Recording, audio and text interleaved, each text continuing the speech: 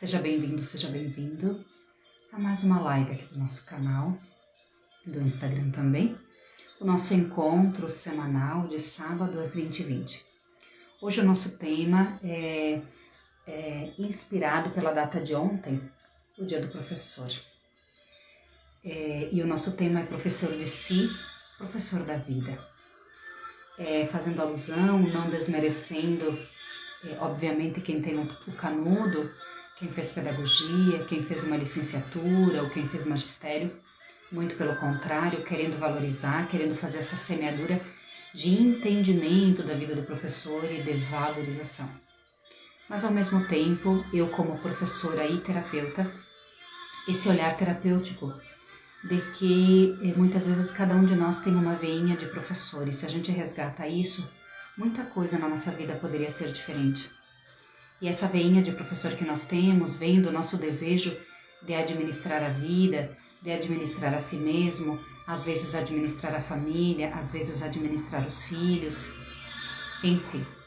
Esse administrar que o universo nos traz e que todos os dias somos chamados. Então, gratidão, Jackson que está conosco, gratidão Mari, pessoas queridas já chegando. Vamos curtindo essa música enquanto o Instagram vai avisando que estamos ao vivo e as pessoas vão chegando. Tudo bom, minha luz? Linda! Gratidão, Mari, querida, sempre conosco, é uma honra. Gratidão imensa. Amei o teu abraço que tu veio me trazer essa semana. Foi muito gostoso. Nossa, o universo não quer nos deixar, né? O inverno, a gente tá aqui de casaco, tá chovendo aqui. A primavera já chegou, mas o universo quer que se mantenha o inverninho aqui no sul, né? Vamos degustando desse tempo. E com a chuva, com o frio, né? É mais fácil a gente entrar num processo de introspecção e de reflexão. Gratidão Ivete, gratidão Paula, gratidão Marijane, Ana, querida, gratidão mesmo. Ana, amei o texto que você colocou sobre o professor. Se eu conseguir trazer hoje, eu vou ler, tá? Gostei muito, é muito profundo. Isa, Nini, querida, gratidão, olha ali gente maravilhosa chegando, coisa boa. Vai deixando entrar essa energia da alegria, do entusiasmo, vai permitindo que seu coração se expanda, vai dando umas respiradas profundas. Hoje nós vamos conversar sobre esse tema de ser professor de si, professor da vida, mas ao mesmo tempo independente da sua profissão, né? Olhando para as exigências da sua vida e o como você está administrando tudo isso. Então, fica com a gente, manda essa live, clica ali no aviãozinho, vai mandando. É uma setinha que a gente tem ali embaixo, né? Vai mandando para quem você quer bem, para quem você ama, para quem você acredita que pode ajudar essa live para ser mais seguro de si, para conseguir administrar melhor sua vida, para que a sua vida seja leve, para que a sua vida seja feliz, para que a sua vida seja serena. É isso que nós vamos conversar hoje. Então vai mandando esse aviãozinho, enquanto a gente vai se conectando. Eu também vou invocando meus mentores espirituais, minha luz interna, para que tenha a palavra assertiva. E como sempre, no final teremos a rodada de EFT com esses elementos que vamos tratar hoje. Com toda certeza, a nossa dificuldade, às vezes, de administrar a vida, o peso que sentimos, né? Por ter que administrar a vida, o quanto a vida se torna penosa muitas vezes, porque talvez a nossa lente, o nosso olhar está olhando para o lado errado, né? O terapeuta tem essa missão, orientar o caminho. Eu digo para os meus colegas que os terapeutas são os anjos de plantão. E é justamente isso, são anjos que nos ajudam a direcionar a vida, a olhar a vida para o lado certo. Porque na vida tem de tudo. Tem coisas maravilhosas, tem coisas penosas. Dependendo do lado que a gente olha a vida, a gente vai ver só cruz, a gente vai ver só trevas, a gente vai ver só dilemas, só problemas. E dependendo do lado que a gente vê, a gente vai ver só gratidão. É uma escolha de cada um. Mas a tarefa dos anjos de plantão é estar nos direcionando para o lado certo, porque é o jeito que olhamos, sim, é o jeito que olhamos. Não é que umas pessoas são mais abençoadas por Deus e não têm problemas ou têm menos e daí vivem mais felizes, e outras pessoas vivem na cruz. Não é isso, né? Depende do nosso olhar. Se a gente escolhe olhar só para as dores, a gente vai ver mais dor, porque a gente está olhando para o lado errado. Se a gente começa a olhar para as nossas bênçãos, que são milhares todos os dias, a gente começa a ver mais bênçãos. O que acontece com os problemas? Nada, eles continuam ali. Só que a gente não dá mais muito foco para eles. Então, muitos já se dissolvem nesse tempo, nesse espaço que a gente dá entre olhar as bênçãos e depois voltar para olhar para os problemas. Muita coisa já se dissolve, já se resolve e a gente não perde a cabeça antes do tempo. Gratidão, Sandra, por estar conosco. A Isa colocando beijinhos, gratidão linda, gratidão imensa. Se você conhece professor, professora, manda essa live. São pessoas que se dedicam a vida toda. E hoje nós vamos entender um pouquinho dos processos também de estar numa sala de aula. Por que eu trouxe esse tema? Porque eu sou professora. E o meu ser terapeuta nasceu dessa necessidade de termos ferramentas para nos ajudar, para quem está na escola, para quem está na sala de aula. Por bastante tempo na vida, ou muito tempo na vida, eu tive direção, coordenação, e aí a gente entende, a gente acolhe muitos professores, conversa muito com os professores, escuta muito. E uma das inquietações que eu tinha justamente, nós precisamos de ferramenta para nos recarregar.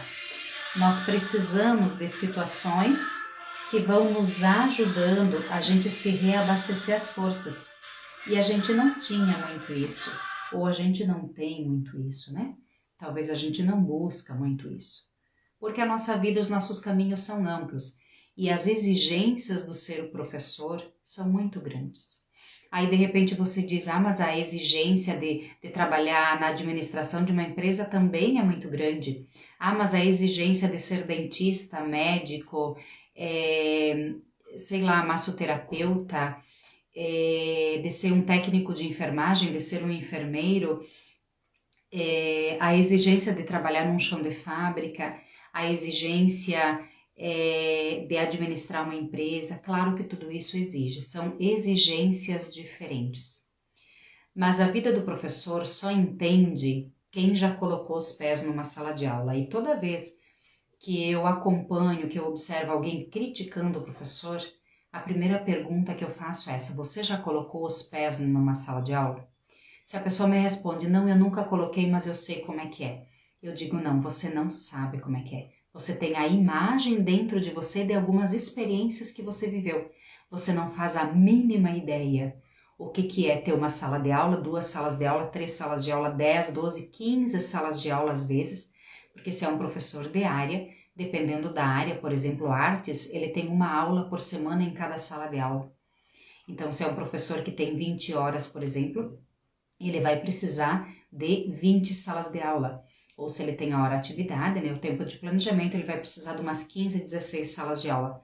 Qual é a escola que tem isso? Nem todas. Então, muitas vezes, dependendo do professor, se é um professor de área, ele vai precisar, inclusive, de 2 escolas para preencher a carga horária de 20 horas. O que dirá se ele tem 40 horas? O que significa 20 horas e 40 horas? Manhã e tarde, né? A gente conta por semana. Então, mais ainda. Pensa isso dobrado, multiplicado por 2, né? 20 salas de aula ou 40 salas de aula. Numa proporção de 25 a 30 alunos em sala de aula, que é a nossa realidade brasileira, multiplica isso, 20 salas de aula vezes 20 ou vezes 40. Quantos alunos, quantos estudantes esse professor, essa professora vai ter? E a dinamicidade que ela precisa, o que ele precisa para estar atendendo às necessidades de cada um. Se é difícil numa empresa para você, com os seus colegas de trabalho, porque cada um é um, porque criam-se encrencas e são sempre os mesmos, todos os dias são sempre os mesmos, imagina você, o professor. Imagina o professor com 20 e 30 turmas. Anos iniciais é um pouquinho mais relacional, um pouquinho mais próximo, porque se a professora tem 2 jornadas de trabalho, provavelmente ela vai ter 2 salas de aula. Algumas professoras têm 3 jornadas de trabalho, manhã, tarde e noite, então vão ter 3 salas de aula. É um pouquinho mais próximo, mas pensa, então, essa professora dando português, matemática, história, geografia, ciências, às vezes artes, às vezes educação física, dependendo se é estado, se é município. Ela é psicóloga, ela é terapeuta, ela é nutricionista, ela é médica, ela é dentista. Então, a demanda é muito grande. Olha a Gia ali, prof, né, amada? Sabe muito bem do que eu tô falando. Gratidão, Barros, por estar conosco. Gratidão, Bibatim, por estar conosco. Então, realmente, quem está com os pés em sala de aula entende. E mais uma coisa que eu quero trazer. Além da demanda de pessoas o tempo todo conosco, essa demanda de que não estamos atendendo um por vez. Observa, em qualquer profissão, pensa você a sua profissão ou pensa qualquer outra profissão. A gente faz uma coisa por vez.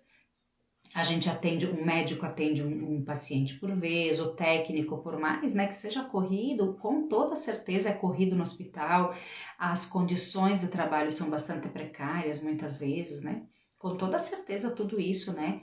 Não tiro realmente o mérito, né, de cada profissão. Mas, de qualquer forma, cada profissão atende um por vez. O próprio técnico de enfermagem, ele vai dar o remédio um de cada vez, troca uma cama de cada vez, dá banho num paciente por vez. E qualquer outra profissão, o médico atende um de cada vez, o dentista atende um de cada vez, o engenheiro atende um processo de cada vez.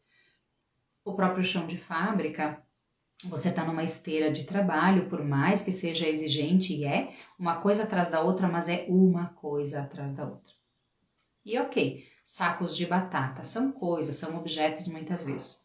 Quando a gente trabalha com pessoas, não tem como estar fazendo uma comparação, né, entre a pessoa e o objeto. Então, a todas as profissões que trabalham com pessoas, atendem uma pessoa de cada vez. O fisioterapeuta pode até atender várias pessoas de cada vez, mas ele está ali instruindo, ajudando, é como uma academia, né? O professor de academia, ele pode atender várias pessoas de cada vez, mas são pessoas já que têm condições de se administrarem sozinhas, e essa pessoa só dá as orientações. Nós, em sala de aula, muitas vezes, pensa a educação infantil, onde eu estou trabalhando hoje, né, os bebês, pensa lá 20 bebês de 3, 4 aninhos, como é que você faria? Em 2 pessoas, né? Em muitas coisas são autônomos, em outras não são bebês. E o que a gente escuta muito, às vezes, nessa própria idade já, 3, 4, 5 ou 7, 10 aninhos, a gente escuta pais dizendo, eu não sei mais o que fazer com meu filho. Eu não respondo nada, eu só penso, e nós com 20, a gente sabe o que fazer. Claro que estudamos para isso, mas olha as habilidades. Para quem fez uma graduação, entende que a graduação nos ensina a teoria. A prática, a amorosidade, o estar feliz fazendo o que a gente está fazendo, isso vem da vida e vem da escolha. Maria, gratidão por estar conosco. Obrigada, minha querida, por estar nos prestigiando. Maria trabalhou a vida toda em escola, né? Talvez não foi prof de sala de aula, mas foi muito prof, né? Muito prof, ouvindo, dando chá, fazendo lanches e ajudando. Então, justamente, sexta de noite tivemos a reunião na escola e falei para as minhas professoras que você pode não ter o canudo, mas eu digo uma coisa para você, até agora, mais de 40 anos já, nessa vida, não em sala de aula, mas mais de 40 anos de vida, até hoje ninguém me pediu o canudo, porque as pessoas pedem uma solução para os seus problemas e para os seus desafios, é só isso. E a gente mostra que tem um canudo por conta dessa resposta que a gente dá para solucionar os problemas.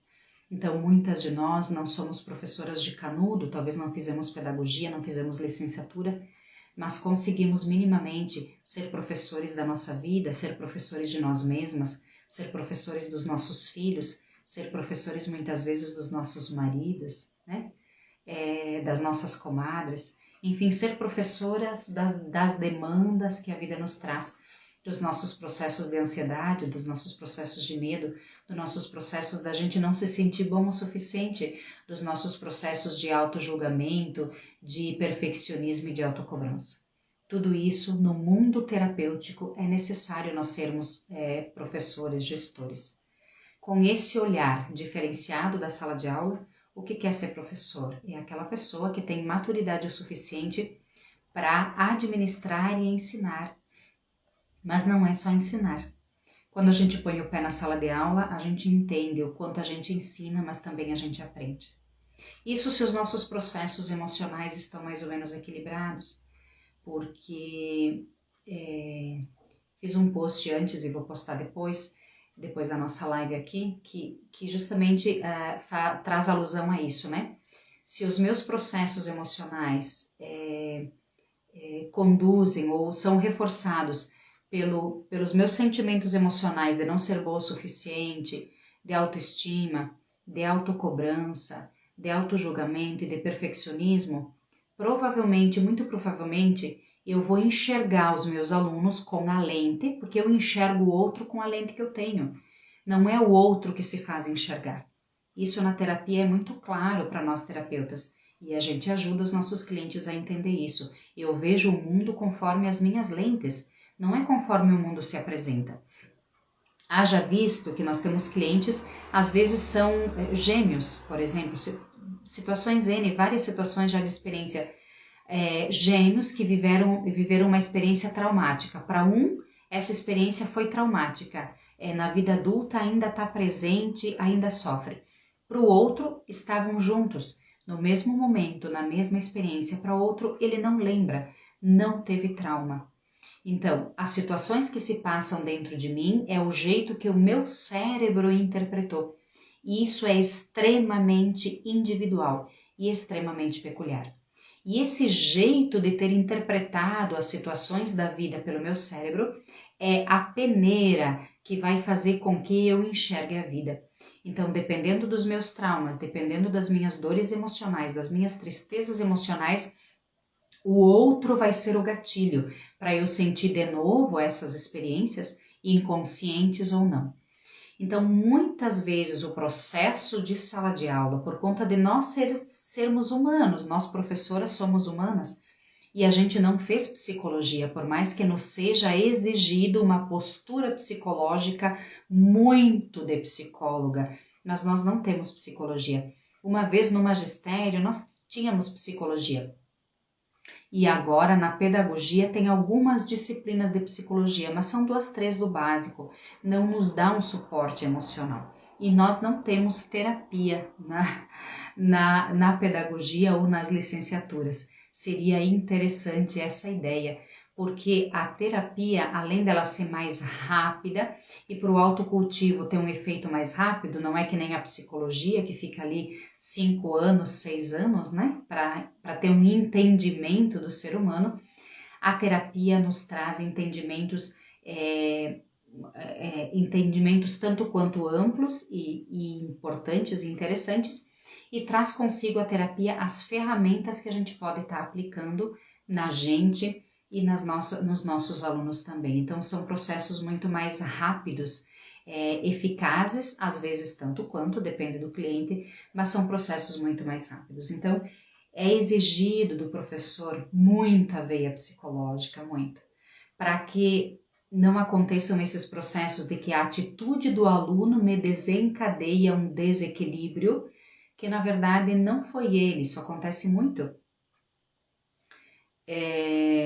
Por isso que eu fui buscar a terapia, né, num primeiro momento, vivendo algumas situações emocionais de família, mas num segundo momento a exigência de sala de aula, porque o que eu observava?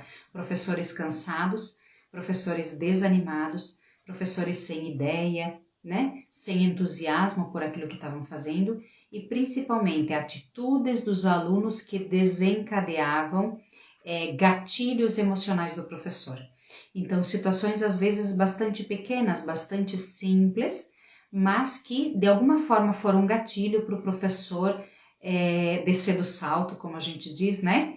e às vezes levantar a voz e perder o equilíbrio, e tirar o aluno da sala e mandar para a direção ou mandar para a Isabel lá na coordenação, e depois a gente vai ver, vai conversar, vai diluir esse problema e a gente percebe o quanto ele foi pequeno, mas pequeno ou grande não importa, ele desencadeou, ele foi um gatilho para o professor, provavelmente algumas situações emocionais desse professor que misturou lá dentro a atitude do aluno com a sua dor emocional, obviamente inconsciente, porque não é critério para o magistério de que o professor, de que a professora faça terapia, né? Para conseguir conduzir esse equilíbrio pessoal, mas sobretudo para entender onde está o aluno, em que processo está o aluno, porque o aluno, né, o nosso estudante, ele traz para nós situações que ele está vivendo.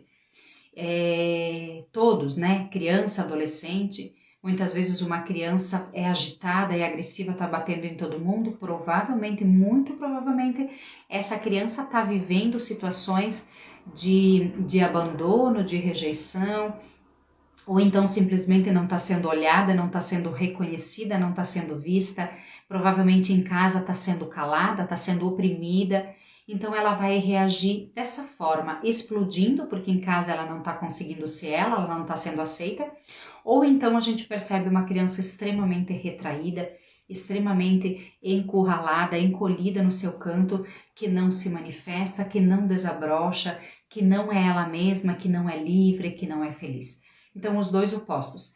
E entendendo, tendo esse olhar, se o professor tem esse olhar, ele já vai entender, essa criança não está sendo agressiva comigo, ela não está sendo mal educada comigo, ela simplesmente está colocando para fora algo que está doendo ali dentro. Então, quando nós temos esse olhar terapêutico mínimo, a atitude do outro não nos incomoda, só faz a gente entender onde está o processo do outro. Isso não é só para o professor, né? Isso, na verdade, é importante para todas as pessoas que trabalham com pessoas, né? Inclusive o líder lá no chão de fábrica, que ele é líder de uma esteira, de uma máquina, de um grupo, de uma seção, se ele tem esse olhar diferenciado, ele vai entender aquele colega que, de repente, num momento chega na fábrica e é estúpido, é arrogante, esse líder já entende que esse colega talvez está passando algum momento difícil na sua família, na sua vida, e está simplesmente verbalizando ou colocando para fora desse jeito agressivo. Então, de novo, os extremos sempre são sinal de equilíbrio. Isso na sala de aula a gente vê com clareza, tanto no processo do professor, enquanto pessoa, enquanto ser humano, e tá tudo certo, gente, tá tudo bem, tá? Porque, primeiro, o professor ele não precisa ser a melhor pessoa do mundo, até porque não existe a melhor pessoa do mundo, cada um é o melhor que consegue ser. Segundo, lhe é exigido muita coisa que não é papel dele, mas hoje mais do que nunca está lhe exigindo. Por exemplo, uma postura terapêutica de psicólogo, de orientador, se a gente vai colocar na ponta do lápis, não é papel dele, ele tem a missão, sei lá, o professor de anos iniciais, por exemplo, tem a missão dependendo da turma, pega uma turma de primeiro ano, a principal missão do professor de um primeiro ano, por exemplo, é ensinar a ler, a escrever e ensinar as duas operações principais, que é a soma e subtração. Nem começa a multiplicação, alguns elementos assim de multiplicação, mas nem se fala em multiplicação, a gente fala em 3 mais 3 mais 3, né? Por exemplo, é uma situação de soma, que depois ali no segundo aninho ele vai entender que 3 mais 3 mais 3 eu posso fazer 3 vezes 3, fica mais fácil e a tabuada me ajuda. Então são coisas, a tarefa do professor é bem definida.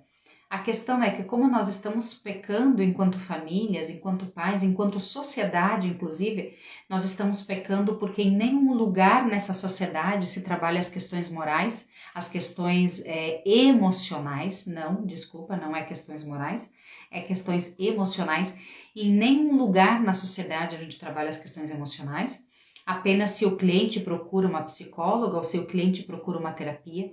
Na escola, a gente não trabalha questões emocionais, a família não tem suporte para trabalhar as questões emocionais. Quando a gente faz um pré-natal, que o bebê vai nascer, ali seria o momento de dar algumas pinceladas, de fazer com que essa mamãe e esse papai comece a procurar alguns elementos terapêuticos para que se trabalhe emocionalmente, para que ele tenha um suporte emocional para que essa criança venha num ambiente saudável.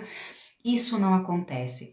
Então está falho em vários pontos. E aí recai aonde? Recai na sala de aula, sobre o professor, essa missão, essa função de muitas vezes ser mãe, ser pai, ser terapeuta sim, ser dentista muitas vezes, porque a criança não escova o dente em casa, a criança está com dor de dente, a criança... E interessante como no mundo da criança o professor é o rei. Interessante isso, e hoje de tarde nós tivemos atividades na escola e vários pais estiveram lá, a Marta que está aqui, levou seus queridos lá pra gente brincar.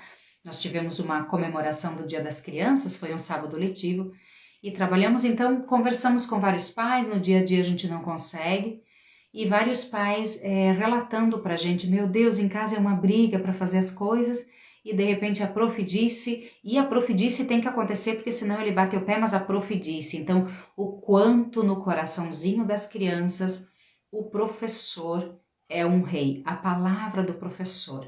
Mesmo que a sociedade muitas vezes nos jogue no lixo, né? Porque é isso que acontece muitas vezes. Haja visto nessa pandemia, quanta gente nas redes sociais jogando pedrada no professor porque estava sem fazer nada, né? Falas imbecis, falas ignorantes, que não conseguiu entender o quanto o professor estava trabalhando dobrado lá em casa, porque ele tinha grupos no WhatsApp, ele tinha grupos no Google Meet, ele estava atendendo, eu o tempo todo eu estou atendendo pais, às vezes 9, 10 da noite, domingo de noite, então os pais me mandam mensagens 10, 11 da noite. Nós fomos no mundo online, nós dispomos do nosso celular privado, e a gente está 24 horas a serviço, porque o nosso celular está aberto e nós temos família e nós precisamos estar conectados com a nossa gente também. Então, os pais têm acesso e está tudo bem. Fora as aulas, uma mudança de aulas totalmente diferentes, porque uma coisa é dar uma aula presencial, com uma bola, com um quadro, com um jogo, com uma figura, e outra coisa é lá online, tu precisa desenvolver uma aula para que os pais entendam, para que a criança entenda. Então foi um desafio muito grande. Fora o período que nós tínhamos um grupo de manhã, um grupo de tarde e um grupo online. Então eram 3 aulas que eram preparadas num dia. E, claro, isso na minha realidade de educação infantil e anos iniciais. Imagina então o ensino médio, por exemplo, que a demanda é muito maior, conteúdos muito mais, às vezes 50, 80 conteúdos de uma disciplina para estar vendo no decorrer de um ano, e para conseguir dar conta de tudo isso, mais as avaliações, os fechamentos das avaliações, os pareceres descritivos. Então realmente só entende esse mundo quem já colocou os pés na sala de aula. A pessoa que não colocou os pés na sala de aula, ela pode até ter empatia, se a vida de professor no decorrer da vida dela foi positiva, ou então antipatia e jogar pedrada se ela foi frustrada com os seus professores, ou então esses dias brinquei, tem um radialista por aí que ele assenta a lenha no professor, né? Então eu brinquei, eu disse, esse ali amou uma professora e levou uma rasteira, ou levou um chute, levou um carão, como a gente diz aqui, né? Quando faz um convite e recebe um não, porque, gente, o que ele dá de pedrada nos professores parece os piores seres da humanidade. Então, provavelmente essa pessoa, esse serzinho, né, teve experiências negativas com os professores e, com toda certeza, nunca colocou os pés numa sala de aula depois de adulto. E aí ficou com aquela experiência mesquinha, provavelmente do jeito que ele foi na adolescência. Porque também tem isso, né, gente? Eu não tive bons professores. Bom, o professor não vai te pegar pelo pescoço para tu fazer alguma coisa. Tem isso também, é um processo de respeito. O professor não é o pai, que o pai pega pela orelha, se ele quer, né? Ou então dá uma chinelada na bunda. O professor não é isso. Ele vai oferecer, ele vai dar uma proposta, né? Se você quer aceitar essa proposta, aceita. Se você não quer aceitar, ele não vai te obrigar. Pode ver, às vezes, na mesma sala de aula entre colegas, lembra dos teus colegas? às vezes da mesma sala de aula, do mesmo processo de educação, dos mesmos professores, da mesma escola, um aluno se sobressai, de repente lá nos 30 anos é gerente de uma baita empresa, ou então abriu o seu negócio próprio, ou então é uma pessoa de renome com muito conhecimento, e uma outra pessoa, não desmerecendo o chão de fábrica, amém, gratidão, mas às vezes está lá que não conseguiu levar adiante as suas ideias, não conseguiu inovar, não conseguiu ser mais próspero ou realizar os seus sonhos, e está lá frustrado. E às vezes assentando lenha no professor, né? Porque teve péssimos professores, porque os meus professores eram umas bosta, isso a gente escuta bastante.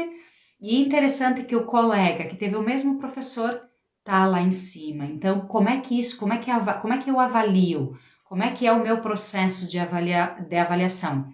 É o jeito que está registrado dentro de mim. Então, muito provavelmente, se eu fui um aluno bosta, medíocre, né? O que é medíocre? Vem do latim medium, mediano, né? Abaixo da média. A linha da média está aqui e o seu aluno foi abaixo. Muito provavelmente, se ele não fez um processo de autoconhecimento, de autocura, se ele não fez um processo terapêutico de entendimento, de conhecer-se, como dizia o filósofo, conhece-te a ti mesmo. É o caminho mais difícil. E quando a gente diz que se conhece, é uma grande mentira, né? Por que é uma grande mentira, uma gigante mentira? Porque o nosso inconsciente é 25%, é 95%. O nosso consciente, aquilo que a gente acha que se conhece, é 5%. Então, na verdade, ninguém se conhece 100%. O que pode acontecer conosco? Num processo terapêutico e de busca de autoconhecimento, a gente vai ampliando esses 5%. E aí a gente consegue trazer à luz, porque é essa a tarefa da terapia, né? Trazer à luz certas sombras, certas dores emocionais, certos traumas, certas situações que startando gatilhos na vida adulta e na vida fora de nós, a gente explode, a gente vomita, a gente se transforma e não sabe por quê. Então, muito de nós, muito mais do que luz, a gente tem sombras, que é o inconsciente. Então, o caminho mais difícil é conhecer-se. Se a pessoa trilhou um pouco esse caminho, ou está nesse caminho, está buscando o autoconhecimento, muito provável que ela vai ter esse entendimento. Eu fui um aluno mediano, eu fui um aluno medíocre, eu fui um aluno bosta, meus professores até tentavam, mas eu não tinha vontade. Agora eu tenho esse entendimento, então eu estou buscando mais conhecimento, enfim, agora isso faz sentido para mim. Mas é muito raro encontrar, né? A minha terapeuta diz que 1% da humanidade está nesse caminho. Então, você que está aqui, você faz parte desse 1% da humanidade que busca autoconhecimento, que busca autoequilíbrio, autoaceitação, autoamor, que busca perdoar-se, que busca conhecer-se, que busca aceitar-se e amar-se. Esse é o caminho do autoconhecimento, da autocura e da autolibertação.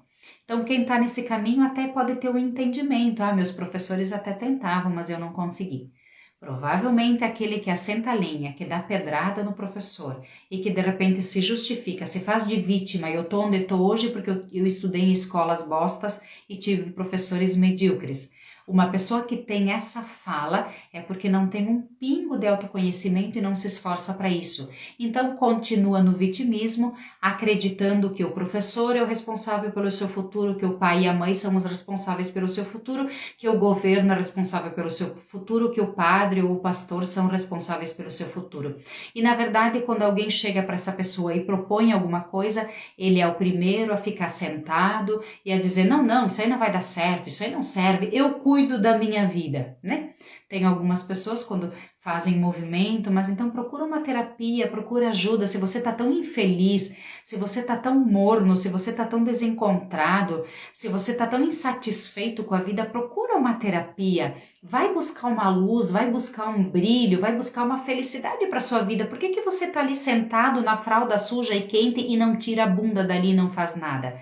né? E são pessoas então que se auto-justificam dizendo eu cuido da minha vida, tu não tem nada a ver com a tua vida. Então quando não tem mais razões para dar, quando não dá mais para xingar o professor, xingar o chefe, xingar o padre ou o pastor, xingar a catequista, xingar o pai e a mãe, quando alguém enfia o dedo na ferida dizendo cara, mas tu ainda não te deu conta que tu é o único responsável pela tua vida. Essas pessoas passaram pela tua vida e só foram o efeito catapulta, só te deram um empurrãozinho. Quem fez as escolhas da tua vida foi tu. E aí essa pessoa não tem mais argumentos, e daí o argumento medíocre de novo, né? E o argumento bosta dessa pessoa é eu cuido da minha vida, tu cuida da tua. Né? Então continua ali sentadinho na fralda cheia e suja, mas quentinha, que lhe dá um certo conforto. Você que está aqui, você está num outro caminho. Você está sim buscando ser professor de si. Você está sim buscando ser professor da vida. Gratidão por estar aqui. E agora então vamos adentrar na segunda parte da live, como eu posso ser professor de mim, como eu posso ser professor da vida. E aí eu trago alguns elementos terapêuticos muito práticos, muito simples na nossa vida, que eu já dei uma palhinha no começo, o jeito que está virada a minha lente, o jeito que eu direciono a minha lente. É simples assim, é a direção do meu olhar. Eu posso estar com a lente direcionada para aquele olhar. Meu Deus,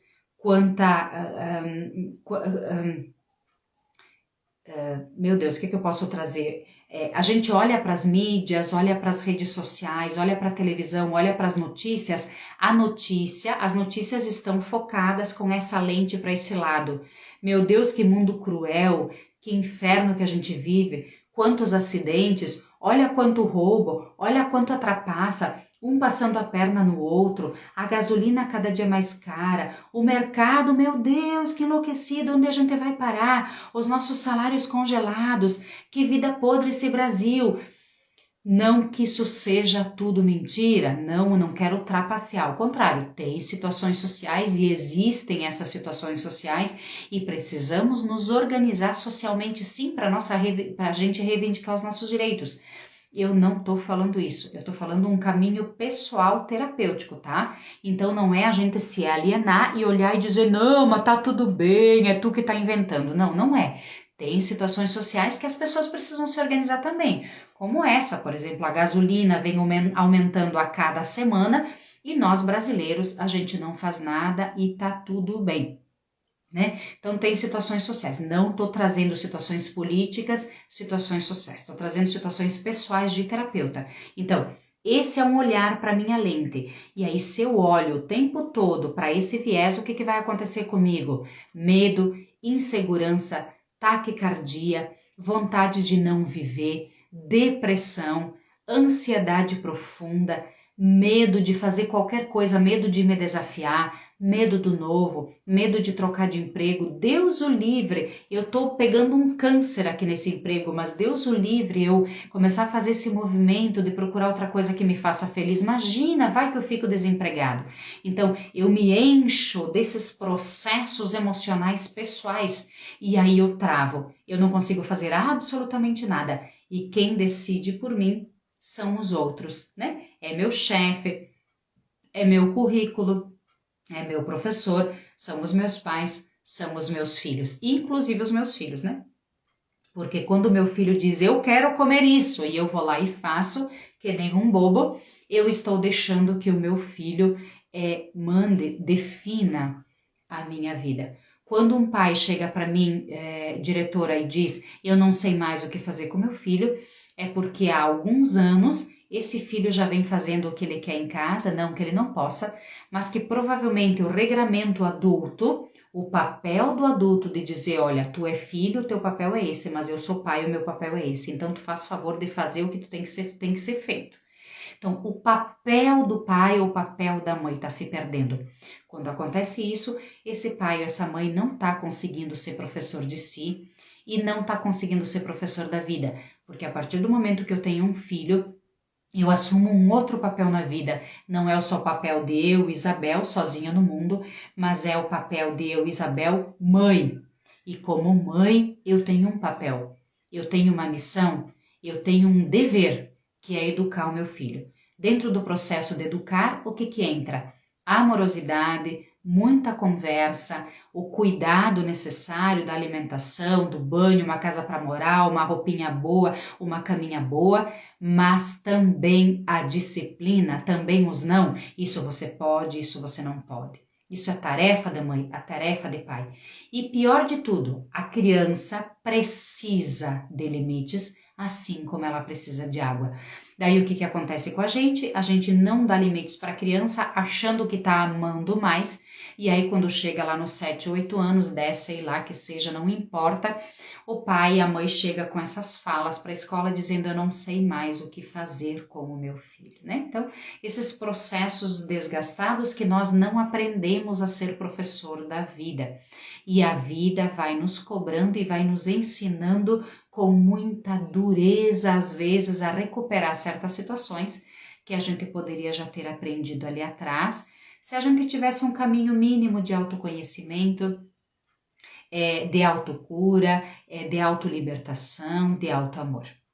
Geralmente, o que eu vejo em consultório, o que eu vejo nos atendimentos, e o que eu vejo de mim mesma, tá? Eu só dou para os outros aquilo que eu tenho, ok? Eu só dou para os outros aquilo que eu tenho. Então, se está instaurado dentro de mim um processo de baixa estima, de não sou boa o suficiente, se pensar essa crença dentro de mim, de que eu não sou boa o suficiente, crenças, processos, traumas instaurados em mim de que eu não me aceito, de que eu não me amo, de que eu só me critico, as coisas que eu me cobro o tempo todo perfeição, Deus o livre, se alguém me cobrar alguma coisa, o meu mundo cai, a minha vida acaba, meu casamento acaba. Imagina meu marido chegar em casa e dizer, olha aquela roupa suja, tá ali, nossa senhora, porque daí entra em choque e em xeque a minha autoestima, o meu ser mãe, o meu ser dona de casa. Deus o livre, meu marido me cobrar que tem uma roupa suja em volta. Então esses processos de perfeccionismo instaurado em mim, esse processo de baixa estima, que se meu marido me critica por alguma coisa, eu já me questiono se realmente eu sou boa ou eu estou sendo boa.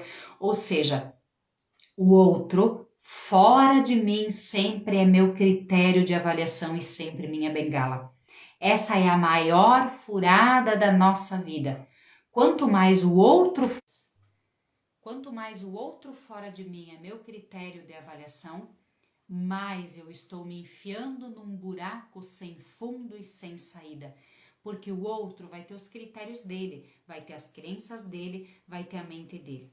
O meu marido tem o critério dele de uma esposa maravilhosa, uma mãe de família caprichosa. Ele vai ter os critérios dele e de repente ele chegava em casa, ele não chega assim, mas um exemplo, né? Ele chegava em casa e me criticava, sei lá, porque tinha aquela roupa espalhada ali. E se eu não tenho minha autoestima minimamente equilibrada, que eu sei que o meu trabalho vale muito mais do que uma roupa espalhada, eu sei que eu não sou a empregada, então eu não tenho o dever de recolher as roupas, ele também tem, e inclusive a pessoa que jogou a roupa ali tem o dever de pegar ela e colocar no lugar certo. Então são processos que aqui dentro estão curados, aqui dentro estão minimamente equilibrados. Então, primeiro, eu não me autoavalio por conta dessa crítica.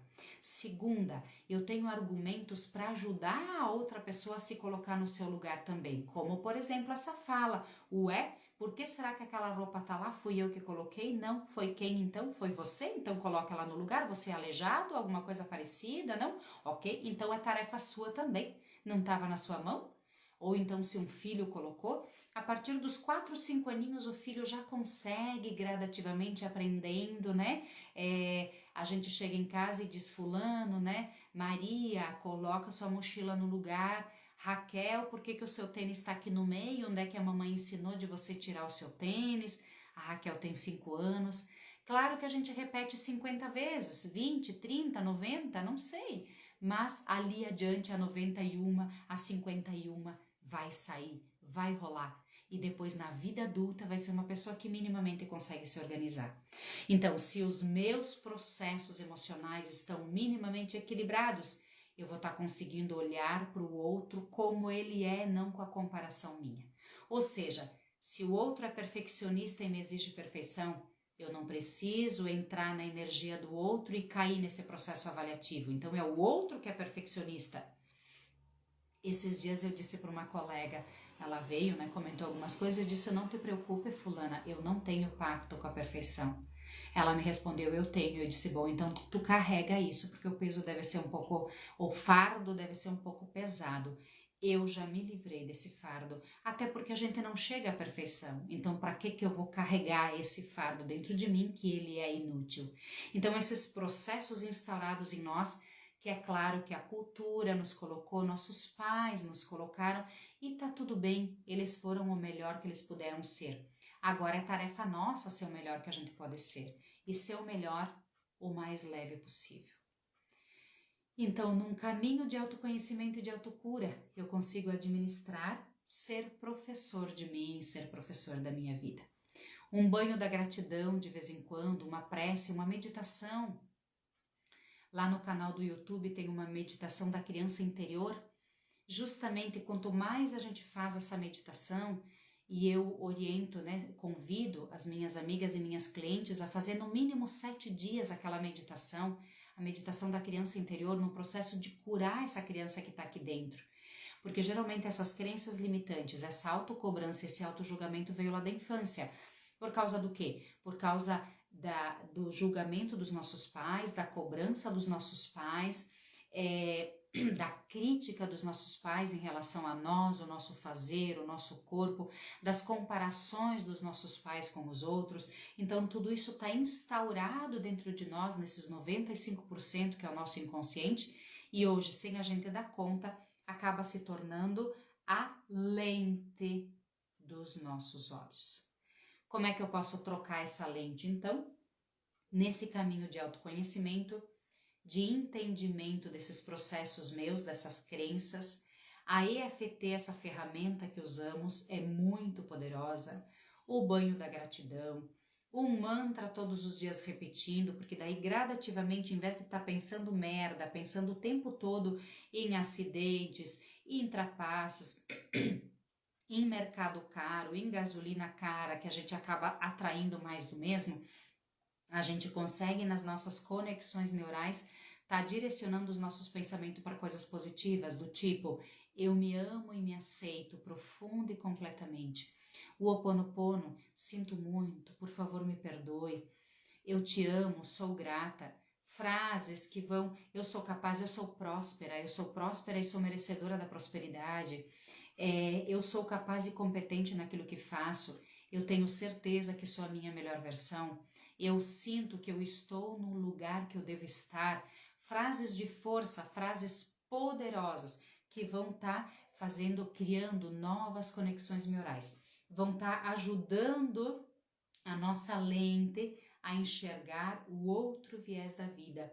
Aquilo que é bom, aquilo que eu tenho todos os dias. O meu corpo perfeito, a minha mente perfeita, o ar que entra e sai, o sangue que bombeia, a água que eu tenho todos os dias, a comida que eu tenho todos os dias, a roupa que eu me visto, a caminha gostosa, as cobertas, o meu carro ali na garagem me esperando, nossos passeios, minha família maravilhosa, a luz, esse aparelho de celular que faz com que eu me conecte com vocês, essa casa, tudo que eu fui conquistando, os estudos que eu fiz, a vida que eu levei, os amigos que a vida foi me dando. Gente, olha só, em 30 segundos, olha quantos itens para eu ser grata. Quanto mais eu me conecto com esse olhar da vida em relação àquilo que eu sou grata, isso chateia as pessoas? Claro que isso chateia as pessoas. Isso faz as pessoas saírem da live? Sim, isso faz as pessoas saírem da live. Por quê? Porque todos nós estamos conectados com a dor. Todos nós estamos conectados lá com a Rede Globo, com a Record, com as notícias das rádios, porque se a coisa não é ruim, não dá ibope.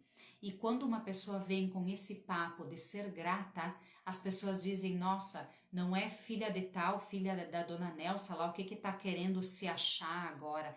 Ou seja, a pessoa que consegue fazer esse processo de autoconhecimento e de autocura, muitas vezes ela passa por arrogante, por exibida, porque a sociedade não é assim, porque está instaurado no âmago da nossa vida, está instaurado na nossa mente, está instaurado no nosso inconsciente coletivo só a merda, só aquilo que vibra no negativo.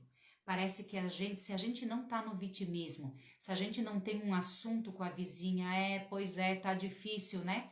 A gente não consegue se conectar com as pessoas e são poucas pessoas que conseguem chegar até nós. Começa a falar da dor, reúne tão rápido, começa a falar de uma prosperidade que você teve, você vai talvez ficar com um amigo, aquele teu amigo fiel, que de verdade estava torcendo por você. Os outros até dizem que estavam torcendo, mas quando você consegue dar um passo a mais do que eles, a tendência, justamente por esses processos que não existem, né, de autocultivo e de autocura, então começa a vir a inveja, os ciúmes, então pessoas que logo vazam da tua vida e depois tu fica sabendo ali por trás que falaram mal de você, então você entende que realmente não estavam torcendo por você bosta nenhuma. Talvez enquanto você tava na merda, eles estavam lá, coitadinha da Isabel, né, querida, tão trabalhadora, tão empenhada, até freira foi, e aí quando ela consegue prosperar um pouco, o que que deu agora? Garanto que roubou, e não sei o que, porque são as nossas crenças que nós temos dentro de nós, né? Que nesse mundo ninguém prospera, só quem rouba, só quem trapassa, quem trabalha honestamente não melhora. O que ela tá querendo ensinar aos outros, que é filha lá da dona Nelsa do seu Ariolfo, que eram que nem nós. Então vem a crença de cada pessoa como filtro, a crença de cada pessoa como lente, como olhar para a vida. Deu para entender? Eu vejo a vida conforme a minha lente, conforme as minhas conexões neurais, conforme as minhas crenças que eu tenho dentro de mim. Essa é a peneira para eu ver a vida. Não é o que o outro me dá, porque cada outro tem um jeito de ver a vida. Então, o segredo para eu ser professora de mim mesma, para eu ser professora da minha vida, é eu olhar, primeiramente avaliar para que lado que estão indo as minhas lentes. Se é esse lado do todo mundo, da manada, que é 99% da humanidade, ou se eu estou conseguindo e já estou conseguindo semear, se eu já estou nesse 1% da humanidade que está buscando minimamente o autoconhecimento. E, gente, é uma coisa tão simples. Às vezes as pessoas chegam e me dizem, Isa, eu não tenho dinheiro para fazer terapia, meu Deus, eu queria tanto. Como se fazer terapia fosse a solução. A terapia não vai te ajudar em nada se tu não assume dentro de ti, porque é dentro de ti que vai ter a mudança. A terapeuta só aplica algumas ferramentas e se você está empenhada com essa mudança, essas ferramentas elas vão fazer a diferença na sua vida, mas é você que vai se mudar. Então não necessariamente precisa de terapeuta. A terapeuta vai te ajudar a sair desse olhar de cruz, de trevas, de vida malvada, de inferno, e vai começar a olhar para o mundo de bênçãos que você está inserida. E você é a mesma pessoa. O que muda então? O seu olhar. Então nós temos coisas muito simples do dia a dia, como você está monitorando seus pensamentos, você escolher um pensamento para você ter, enquanto você está indo para o trabalho, enquanto você está lavando a louça, enquanto você está varrendo a casa, enquanto você está brincando com seus filhos, enquanto você está lá na sala de aula, inclusive. Que pensamento que passa na sua cabeça? Negativo, essa vida não tem outra coisa, meu Deus, se eu soubesse fazer outra coisa, e daí você fica vibrando, pensando negativamente e vibrando no negativo. O que você vai atrair para você? Só mais merda, só mais nhanhaca, só menos oportunidades, mesmo você estando no lugar onde você tem que estar. Porque você está no lugar onde você tem que estar. Eu repito essa frase. Você está no lugar onde você precisa estar. E de repente você diz, mas quem é essa ali? Ela não me conhece, ela não sabe, nem me conhece, não sabe nem de onde eu estou. Mas eu conheço as verdades do universo. Eu conheço os mecanismos e os caminhos do universo. E para as leis do universo não existe erro e não existe engano. Se você está onde você está, é porque o universo foi te encurralando e foi te empurrando para onde você devia estar. Agora, se você está vibrando no negativo, se você está vibrando na dor, se você está se auto-julgando que você está no lugar errado, tudo vai dar errado, porque você cocria a sua realidade. A partir do momento que você assume essa verdade e diz, ok, desculpe, ok, eu estou no lugar certo, então agora eu vou fazer desse lugar o meu pedestal. Eu vou fazer desse lugar o meu reinado. Eu vou fazer desse lugar a minha melhor versão, para deixar a minha marca, para eu fazer da melhor forma que eu posso, para eu ser feliz e próspera nisso que eu estou fazendo. Você vai perceber quando que em semanas você começa a atrair novas coisas, novas experiências, nova prosperidade, nova luz, novo brilho, inclusive prosperidade financeira. Porque é isso, às vezes estamos ali sapateando no mesmo lugar e, professor, não enriquece mesmo. Será? Será que não enriquece? Sério, você conhece todos os professores que você conhece são pobres? Tem certeza? Olha bem, quantos professores têm uma vida próspera, têm casa na praia, fazem viagens maravilhosas ao menos uma vez por ano, se não duas.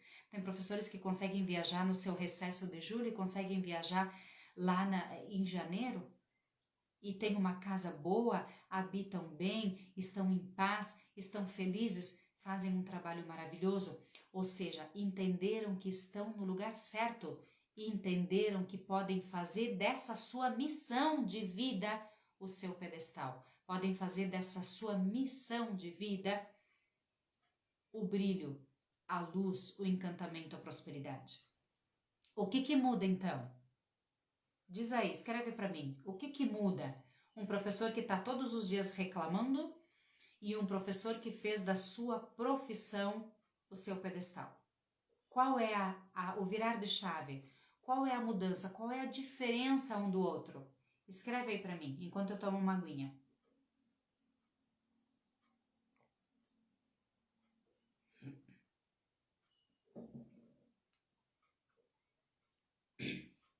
Com toda certeza é a lente, é o jeito que eu olho para a vida. De novo, não é o que a vida me dá, porque a vida simplesmente me dá aquilo que eu estou dando para ela.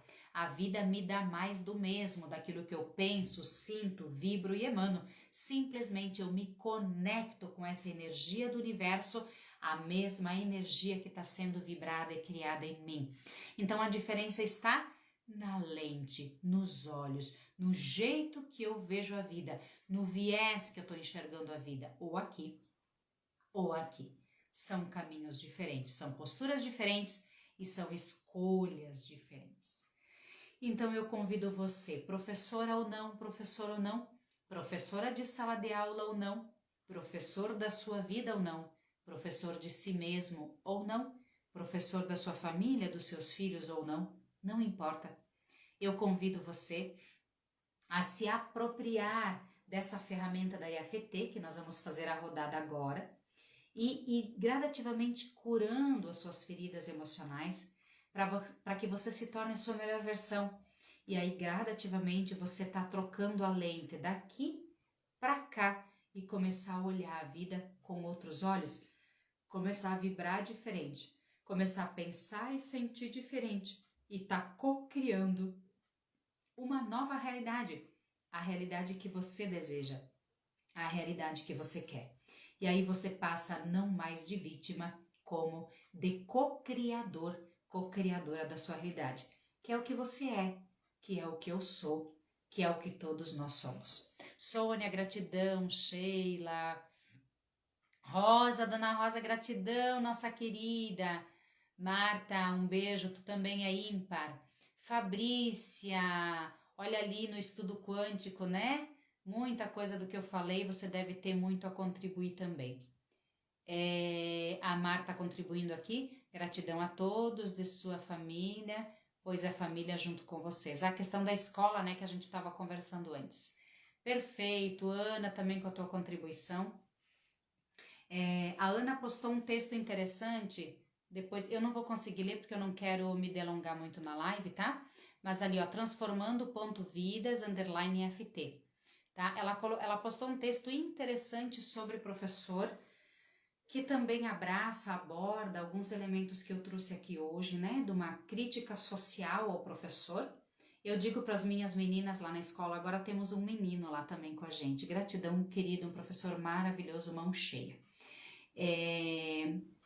Mas eu digo para minha equipe muitas vezes assim, ó, e é uma frase, né, que os nossos pais diziam: só atira a pedrada a árvore que tem, só recebe pedrada a árvore que tem frutos, porque a gente dá a pedrada para querer tirar o fruto. Então, com toda certeza agora nessa pandemia, a gente pode observar quanto é tabu que eu vou dizer, mas eu vou dizer quantas famílias fracassaram na sua missão de ser família e o quanto dependiam da escola para certos processos, inclusive de limites, inclusive de sentar ali e fazer uma tarefinha, por mais simples que fosse. Muitos pais fracassaram nesse processo porque não conseguiam. E eles escancaradamente trazem para as escolas: como é que vocês fazem porque eu não consigo fazer o meu filho sentar e fazer uma tarefa. Isso não é o problema a tarefa, mas é o problema, essa questão de papéis nas famílias. Então, pais que não conseguem desenvolver o seu papel de adultos e fazer com que o filho o obedeça ou siga uma regra, ou então siga um limite que esses pais deram. Então, tá claro, né? Mas a mídia não vai dizer isso, porque coloca 90% da sociedade contra ela, esses 90% que dá para driblar, que dá para alienar, e é esses 90% depois que vão bater palmas e que vão lá na rádio reclamar quando o horário da creche não está a seu dispor, a seu serviço às 6h15 da manhã ou às 6h30 da manhã, né? Como se professores tivessem que trabalhar das 6 da manhã às 8 da noite, né? Porque eu já teve pais que me pediram se a creche fica aberta até às 7h30. Claro que eu entendo, né? Cada um com seu horário, essa não é a questão. A questão é olhar o lado do professor. O professor também trabalha 8 horas, o professor também tem família e também tem os filhos para pegar depois das 6, porque os filhos também, como consequência, estão numa outra escola ou com uma outra cuidadora, uma pessoa que cuida que também tem vida. Então é um processo que a gente acaba cuidando só do nosso umbigo e esquecendo a vida dos outros. Mas o quanto o professor nessa pandemia levou pedrada, literalmente, né, escancaradamente, porque estava sem fazer nada. Então a imbecilidade das pessoas que não entendiam bulufas o que os professores estavam fazendo nas suas casas, trabalhando às vezes 10, 12 horas de trabalho, muito mais, uma carga horária muito mais difícil, estudando plataformas a toque de caixa, entendendo como fazer lives e vídeos, e editando vídeos e áudios, enfim, sendo o mais criativo possível para chegar até o aluno, para deixar uma marca nesse aluno, e a sociedade ali jogando pedra, então, e na verdade a família, a missão do pai e da mãe, né? Ninguém fala, porque também é um tabu e é bom não falar, porque é 90% da população. E aí a gente é bom não mexer com esses 90%. Então a gente mexe só com uma classe que a gente sabe que não está muito unida e que não vai fazer muito para modificar, né? Infelizmente é assim também. E aí essa classe, né, é melhor a gente jogar pedrada nessa classe, porque os pais também vão concordar e vão tá apoiando, né, essas mídias, essas redes sociais, num processo que foi um pouquinho frustrante para todo mundo. De qualquer forma, vamos lá? Cada um de nós, tentar ser terapeuta de si mesmo. Convido você a tentar ser, professor de si mesmo, né? Sendo terapeuta também, obviamente, tentar ser professor de si mesmo a cada dia um pouquinho. Deixo o convite também, segunda de manhã, das 6 às 6h50, a gente tem o grupo Catapulta Emocional.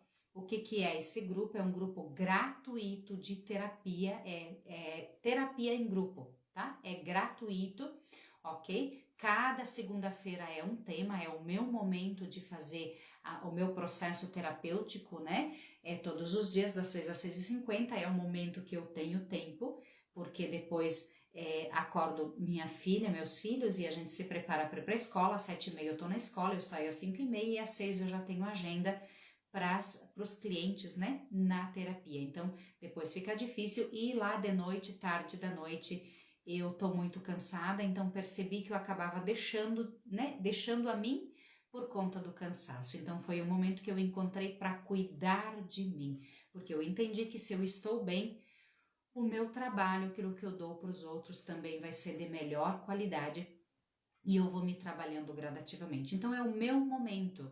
E aí as pessoas dizem, Isa, eu não tenho dinheiro para fazer terapia. Desculpa, esfarrapada de novo, né?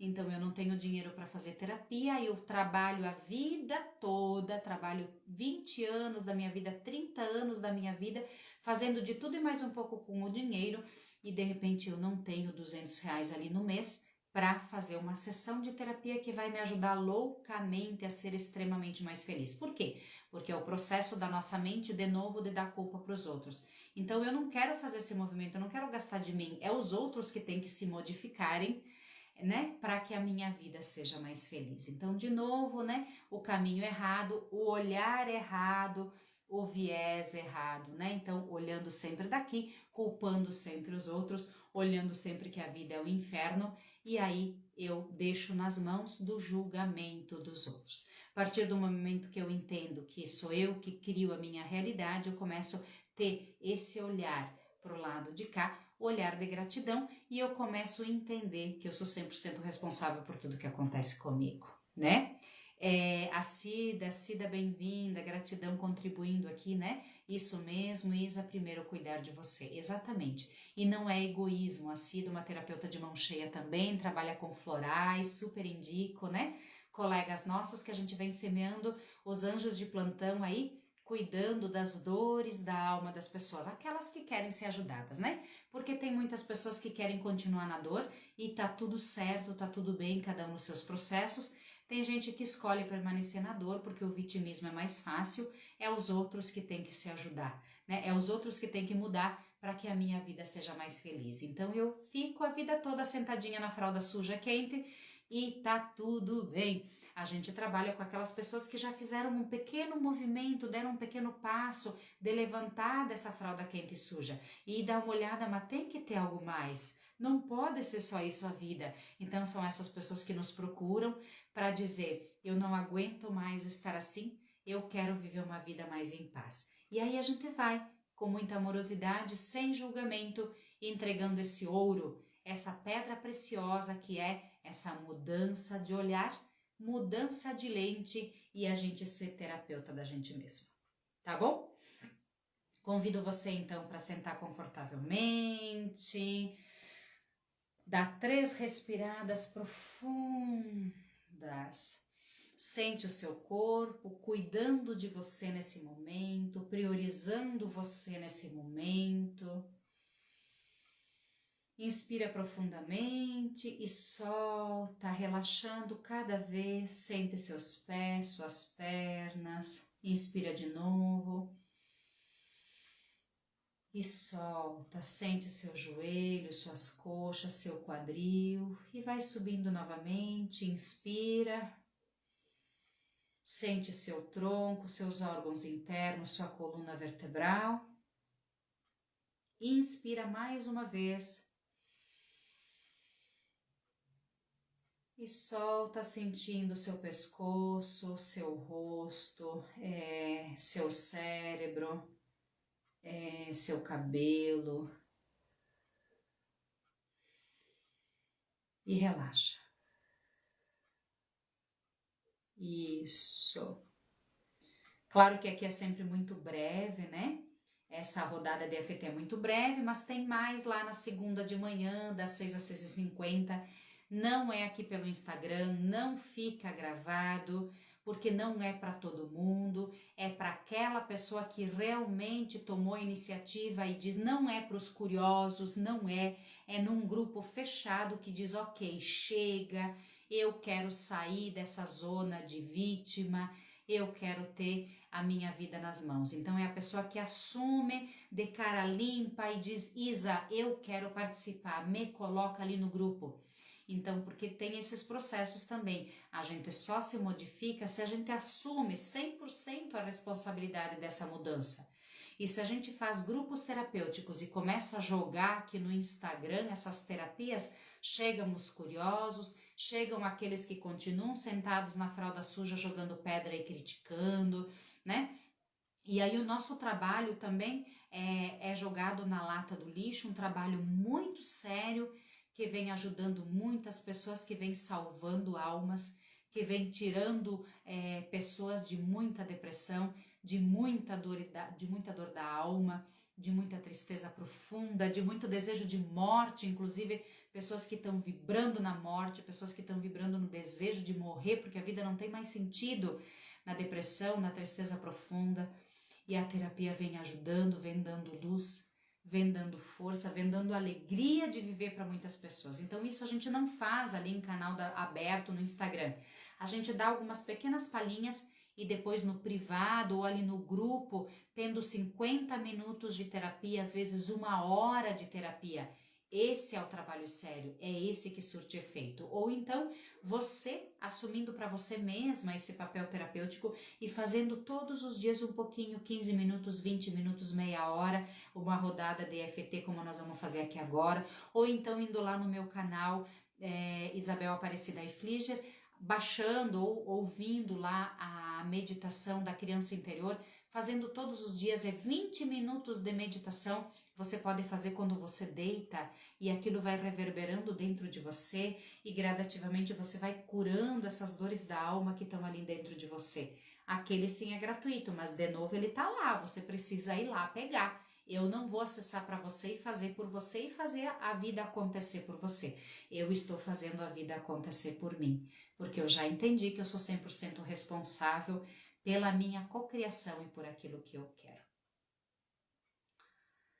Então vamos olhar para esses processos, esse não sou bom o suficiente, essa autocobrança, aquilo que nós fomos conversando na live, né? O autojulgamento, o perfeccionismo, baixa estima, os medos. Nós vamos fazer uma rodada de EFT com esses elementos que são a base, digamos assim, do nosso autoconhecimento e geralmente é onde estão instauradas as nossas crenças, aquilo que faz a gente ver a vida com esse olhar negativo, com esse olhar pessimista, com esse olhar de morte, de crítica e de reclamação o tempo todo. E impede a gente de ver a vida com esse novo olhar de gratidão, de conexão com a nossa fonte, de perfeição, não perfeccionismo, perfeição, que é o que nós somos, que é o que o mundo é, que é o que a natureza é. Existem as imperfeições por conta das nossas ações, mas nós não somos imperfeitos, o mundo não é imperfeito, a natureza não é imperfeita, porque o Criador é perfeito. E se saiu da perfeição, só pode ser perfeito. O único que não dá para pensar em coerência é o Criador, é a fonte criadora. Chame de Deus, chame de energia cósmica, do que você quiser chamar, o nome é a gente que dá, mas é a mesma energia, é a fonte criadora. Se é perfeição, tudo que sai de lá é perfeição. Você é essa perfeição. Eu sou essa perfeição. Embora a gente, às vezes, termos ações imperfeitas. Por quê? Porque vem da nossa mente. E a nossa mente é livre-arbítrio. A nossa mente, o nosso corpo, nós temos livre-arbítrio dado pelo Criador. Por isso que na nossa mente existem criações imperfeitas. Mas nós somos os responsáveis, não Deus. Tudo que vem dele é perfeição. Vamos bater no ponto do Karatê.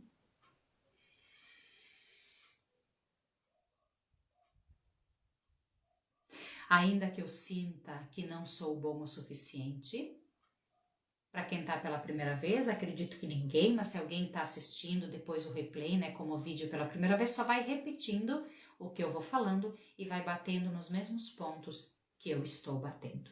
Simples assim.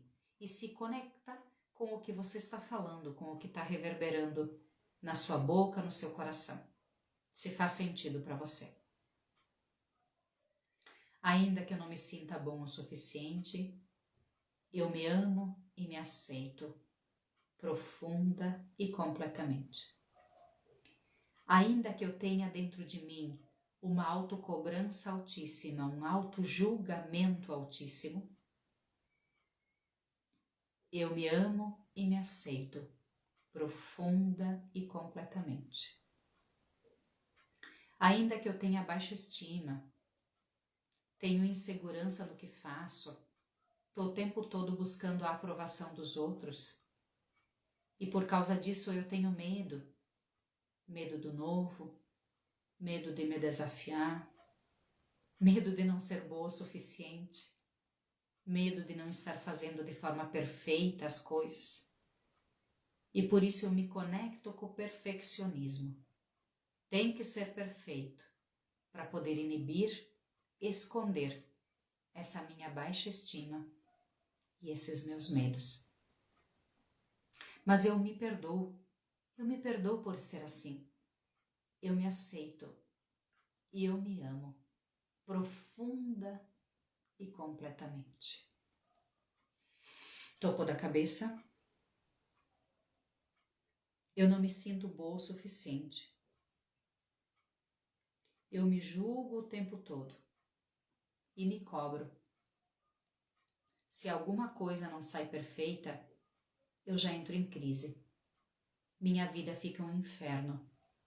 Eu me sinto triste, mal, às vezes até surto.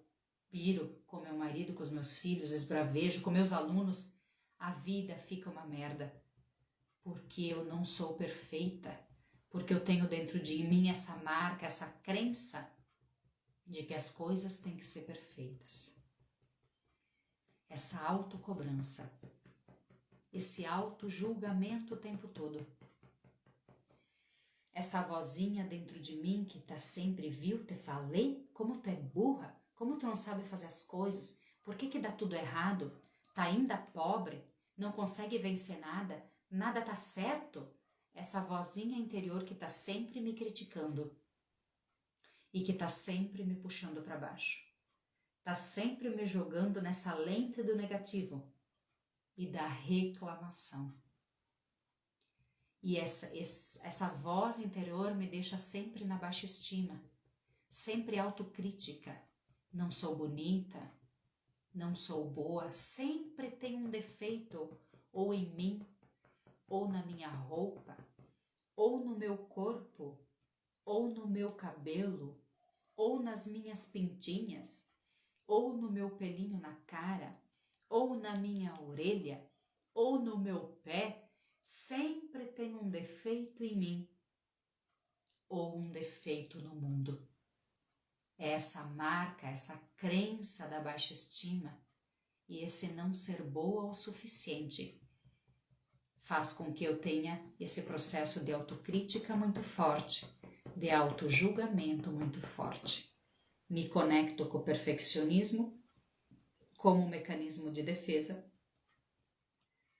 e me conecto com o medo, porque eu não estou segura em mim, eu não confio em mim, eu não confio naquilo que sou, eu não confio naquilo que eu posso fazer e posso ser.